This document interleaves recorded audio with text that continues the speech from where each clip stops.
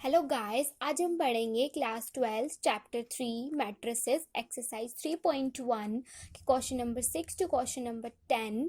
अगर आपने question number 1 to question number 5 वाली वीडियो नहीं देखी है तो उसका लिंक मैंने आपको डिस्क्रिप्शन बॉक्स में दे दिया है।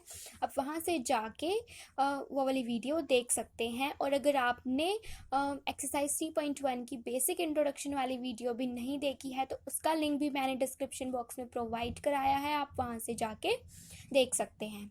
चलो अब स्टार्ट करते हैं अपनी आज की class. Question number 6, find the values of X Y and Z from the following equations. हमें कुछ इक्वेशंस दे रखी हैं और उसमें से हमें एक्स वाई और जेड की वैल्यू फाइंड करनी। नाउ फर्स्ट पार्ट, अब टू मैट्रिसेस इक्वल कब होती है? हमारे पास दो कंडीशंस होती हैं। फर्स्ट कंडीशन तो ये है कि उनका ऑर्डर सेम होना चाहिए, दोनों 2x2 ऑर्डर की हैं तो एकदम सही है। और जो सेकंड कंडीशन है वो क्या होनी चाहिए? उनके कॉरस्पॉन्डिंग एलिमेंट्स क्या होनी चाहिए? इक्वल। सो अब हमें यही करना है और हमें एक्स वाई और जेड की वैल्यू निकालनी है कॉरस्पॉन्डिंग एलिमेंट्स को इक्वल करके। अब यहाँ पे 4 वैल्यू है, यहाँ पे वाई वैल्यू है, तो अगर वाई की वैल्यू 4 आ जाए तो ये दोनों इक्वल हो जाएंगी। सो वाई की वैल्यू क्या हो गई? 4। अब z की वैल्यू हमें क्या चाहिए जिससे ये दोनों मैट्रिसेस हमारे इक्वल हो जाए? z की वैल्यू क्या चाहिए हमें? 3। सो z की वैल्यू क्या हो गई? 3। नाउ नेक्स्ट, अब x की वैल्यू हमें क्या चाहिए जिससे ये दोनों मैट्रिसेस इक्वल हो जाए? x की वैल्यू क्या चाहिए हमें? 1। और 5 तो दोनों सेम ही है तो इसका हमें कुछ नहीं करना है, एज इट इज छोड़ देंगे। अब नेक्स्ट पार्ट देखते हैं। नेक्स्ट पार्ट है हमारा ये वाला। अब इसके अंदर भी हमें यही देखना है, 2x2 की दोनों मैट्रिसेस है तो ऑर्डर तो सेम हो गया। अब हमें कॉरस्पॉन्डिंग एलिमेंट्स को इक्वल करना है। कॉरस्पॉन्डिंग एलिमेंट्स को इक्वल करते हैं। अब X plus Y is equal to 6, इसे हमने दे दिया फर्स्ट इक्वेशन का नाम। और 2 और 2 इक्वल है, कुछ भी नहीं करेंगे। Next 5 plus Z is equal to 5, ये हो गई हमारी second equation. Next X Y is equal to 8, ये हो गई हमारी third equation.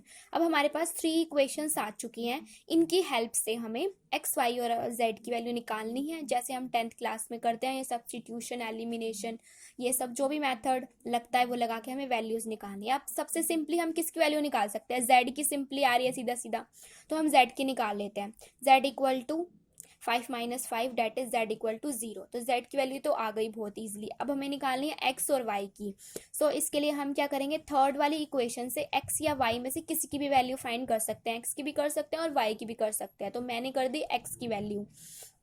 So X is equal to 8/y। अब हमारे पास एक्स की वैल्यू आ चुकी है। अब इस एक्स की वैल्यू को हम क्या कर देंगे? इक्वेशन नंबर 1 में पुट कर देंगे। Put value of X in equation number 1, तो पुट कर दी 8/y plus Y equals to 6। Cross multiply कर दिया, एलसीएम ले लिया पहले, फिर क्लोज मल्टीप्लाई कर दिया, जिससे हमारी बन गई इक्वेशंस। अब हम क्या कर देंगे? सिंपल मिडिल टर्म को स्प्लिट करना है हमें। मिडिल टर्म को स्प्लिट किया तो हमारे पास 2 वैल्यूज आ गई, वाई की 4 और 2। अब हमारे पास y की वैल्यू क्या हो गई? 4 और 2। सो अब हम क्या करेंगे? इस y की वैल्यू को हम इस वाली इक्वेशन में पुट करेंगे।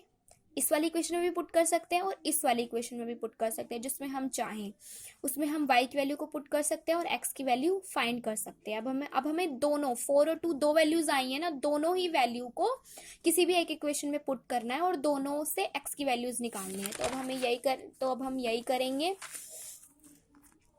हमने क्या किया? Put value of y in equation 4। Equation 4 कौन सी थी? x is equal to 8/y। y की वैल्यू हमारे पास क्या है? 2 और 4। सबसे पहले हमने y की वैल्यू क्या पुट कर दी? 2। y की वैल्यू 2 पुट करेंगे तो x की क्या वैल्यू आ जाएगी हमारे पास? 4। और अगर हम y की वैल्यू 4 पुट करें तो हमारे पास x की वैल्यू क्या आ जाएगी? 2। सिंपली ये क्वेश्चन हो गया हमारा। x y और z हमारी तीनों की वैल्यूज फाइंड हो चुकी हैं। अब थर्ड पार्ट ये है, इसमें भी हमें यही करना है, कॉरस्पॉन्डिंग वैल्यूज को इक्वल करना है। तो कॉरस्पॉन्डिंग वैल्यूज को इक्वल करेंगे। अब हम first x plus Y plus Z is equal to 9, x plus Z is equal to 5, y plus Z is equal to 7। हमारे पास क्या बन गई? 3 इक्वेशंस बन गई। तो 3 इक्वेशन से अब हम क्या करेंगे? ये हमारे पास x plus Y plus Z है, इसके अंदर हमारा एक्स जेड है, इसके अंदर हमारा वाई जेड है। तो इससे हम क्या कर सकते हैं? x की वैल्यू निकाल सकते हैं, यहाँ से y की वैल्यू निकाल सकते हैं। तो हमने यही किया है, x की वैल्यू निकाल ली, यहाँ से 5 माइनस जेड, वाई की वैल्यू निकाल ली 7 माइनस जेड। अब x और y की वैल्यूज को क्या कर दिया हमने? इक्वेशन नंबर 1 में पुट 4 एंड 5 इक्वेशन इन 1। सो अब हमने पुट कर दी, वैल्यूज पुट कर दी, तो सिंपल इक्वेशन को सॉल्व करेंगे तो हमारे पास z की वैल्यू आ गई। अब z की वैल्यू आ गई तो अब हम क्या करेंगे? z की वैल्यू को 4 और 5 इक्वेशन में पुट कर देंगे, हमारी x और y की वैल्यू आ जाएगी। Simple put value of z in equation number 4 and 5 में अब हम वैल्यू पुट कर देंगे, सो हमारी x की वैल्यू भी आ जाएगी और y की वैल्यू भी आ जाएगी। x की वैल्यू आ गई 2, y की वैल्यू आ गई 4।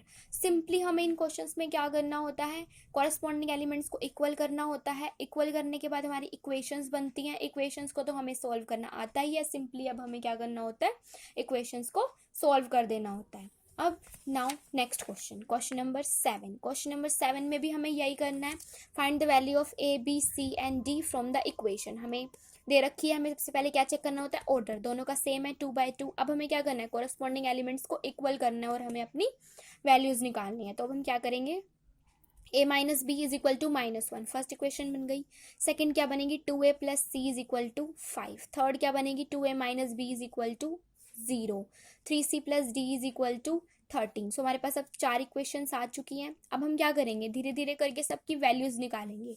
तो अब मैंने क्या किया, सबसे पहले थर्ड वाली इक्वेशन थोड़ी इजी सी लग रही थी क्योंकि इक्वल टू 0 है, तो हम वैल्यूज इजीली निकाल सकते हैं। तो मैंने यहाँ से क्या किया, a की वैल्यू निकाल ली। a की वैल्यू अब आ गई मेरे पास b/2। अब मैंने इस a वाली वैल्यू को इक्वेशन नंबर 1 में पुट कर दिया।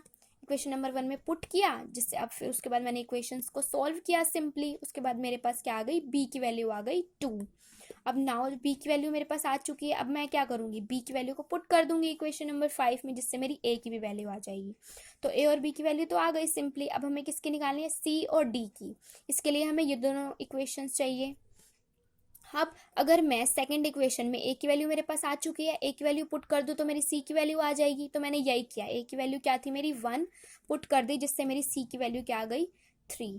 अब मेरे पास c की वैल्यू आ चुकी है तो d की सिंपली निकाल सकती हूँ मैं। सो मैंने c की वैल्यू पुट कर दी 3 और इक्वेशन को सॉल्व कर दिया, जिससे मेरी d की वैल्यू आ गई। सिंपली हमें सिर्फ इक्वेशंस को सॉल्व करना है और हमें अपनी वैल्यूज निकालनी है।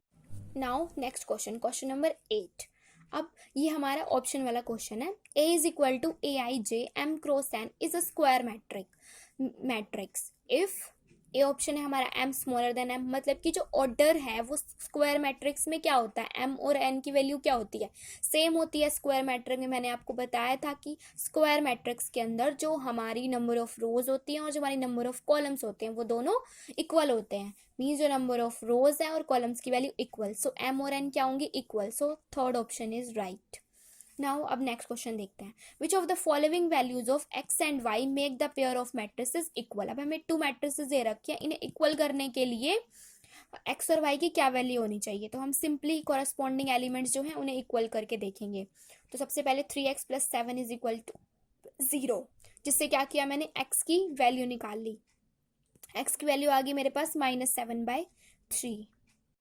अब क्या होंगी 5 और y माइनस 2। अब 5 equal to y minus 2, y की वैल्यू आ गई 7।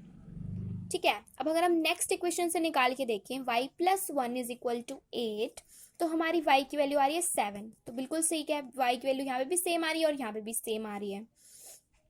अब 2 minus 3x is equal to 4, 2 minus 3x is equal to 4। तो इससे हमने x की वैल्यू निकाली, तो x की वैल्यू आ रही है मेरी -2/3। y की तो बिल्कुल ठीक थी, जो हमने यहाँ से निकाली और यहाँ से निकाली, ये दोनों की वैल्यू क्या है, सेम 7 बट x की वैल्यू एक बार आ रही है -7/3, एक बार आ रही है -2/3। ऐसे तो पॉसिबल नहीं है, x की वैल्यू तो क्या होनी चाहिए, चाहे हम किसी भी इक्वेशन से निकाले सेम आनी चाहिए। सो इसका आंसर क्या होगा, नॉट पॉसिबल टू फाइंड। इसका आंसर हम नहीं निकाल सकते, मतलब ये 2 मैट्रिसेस इक्वल हो ही नहीं सकती, क्योंकि इसमें x की जो वैल्यू है वो मतलब कि दोनों इक्वेशंस में इसमें भी अलग आ रही है और इसमें भी अलग आ रही है। सो इसमें not possible to find solution आ जाएगा। अब नेक्स्ट क्वेश्चन देते हैं, क्वेश्चन नंबर 10। इसमें हमें क्या कह रहा है, the number of all possible matrices of order 3x3 with each entry 0 और 1 इज। ये क्वेश्चन हम इस तरीके से फाइंड करते हैं कि अब हमें ये कह रहा है कि कितने पॉसिबल मैट्रिसेस हम बना सकते हैं 3x3 ऑर्डर की, अगर उसकी जो ईच एंट्री है वो 0 हो या 1 हो। 3x3 क्या आएगा, मतलब हमें एलिमेंट्स कितने हो गए total, number of elements in a matrix 9। Number of elements in a matrix जितने भी हैं, और ये एंट्री हम कितनी भर सकते हैं, 2 0 भर सकते हैं या 1 भर सकते हैं हम। तो हमारे ये होगी एंट्रीज होगी हमारी 2, और जो हमारी वो है number of elements in a matrix वो हो गए हमारे 9।